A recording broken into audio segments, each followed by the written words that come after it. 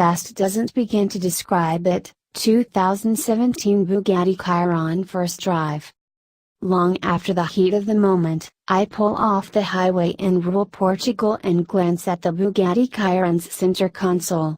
As the engine cools and the carbon silicon carbide brake rotors start to dissipate heat, the onboard computer's telemetry reveals some staggering figures: a peak speed of 377 km per hour, do the math, and that's 234 miles per hour, with the quad-turbocharged W16 squeezing a max of 1,466 horsepower at 6,691 revolutions per minute. Did I just drive a car or fly a plane? The mind-boggling brain shuffle of Bugatti's latest land rocket cannot be understated, even when placed in context against the now-defunct Veyron.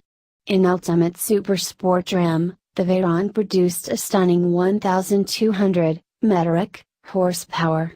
The Chiron's leap to 1,500 ponies required considerable development, testing, and re-engineering.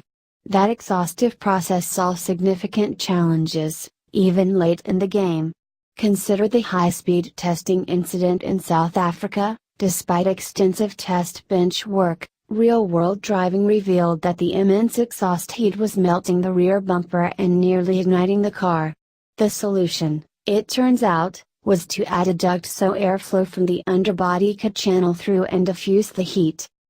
For the 500 wealthy souls who will take delivery, the $2,998,000 Chiron is most certainly an emotional purchase. But it's backed by a battery of left-brain thinking aimed at making it a quicker, smoother, more involving car than its famously controversial predecessor. For starters, only 5% of the engine's parts are retained from the Veyron, the bulk of the new parts getting strengthened, lightened, and re-engineered to better cope with the thermal demands of the heightened output. The 4 turbochargers are 68% larger and now work sequentially, so the first set can facilitate a torque plateau between 2,000 and 4,000 revolutions per minute. The larger, second set of turbos extend the flat line to 6,600 revolutions per minute.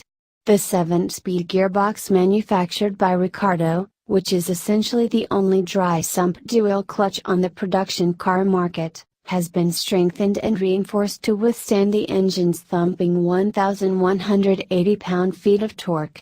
The immense drivetrain is housed by a carbon fiber chassis by Dallara that requires 1,500 hours to build. The Chiron also gains an adaptive chassis that uses 5 drive modes to set ride height, steering effort, damping, and power distribution. New 20 and 21-inch wheels are not only lighter, they run up to 50% cooler thanks to reworked brake caliper ventilation. The new hoops promise considerably longer wear than the Veyron's famously insatiable appetite for front tires, which ran $20,000 a pair unless you were changing them for the 4th time, in which case you'd be set back an additional $34,500 for 2 replacement wheels. Yeah.